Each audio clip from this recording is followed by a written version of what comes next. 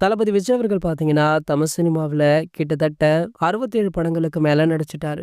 இவருடைய 68வது திரைப்படமாக கடைசியாக வெளியான திரைப்படம் தான் கோட். இந்த படம் பார்த்தீங்கன்னா, ஒரு மிகப்பெரிய வரவேற்பு பெற்று வசூலிலுமே மாஸ் காட்டியது. இதனடுத்து தளபதி விஜய் அவர்கள் தற்போது நடிச்சிட்டு இருக்க திரைப்படம் தளபதி 69வது திரைப்படமாக உருவாகிட்டு இருக்கு. இந்த படத்திற்கு ஜனநாயகன் அப்படின்னு டைட்டில் வச்சிருக்காங்க.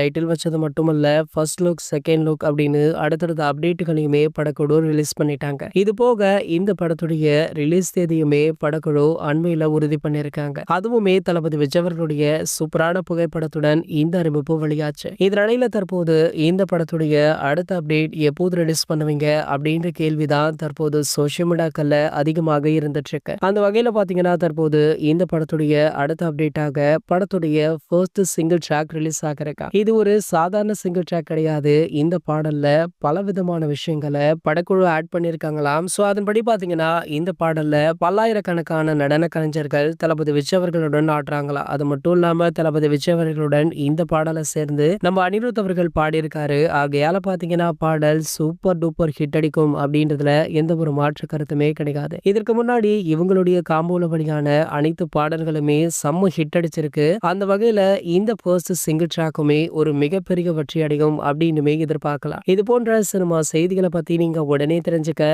நம்மளுடைய தளபதி டாக்கீஸ் சேனலை மறக்காம சப்ஸ்கிரைப் பண்ணிக்கோங்க.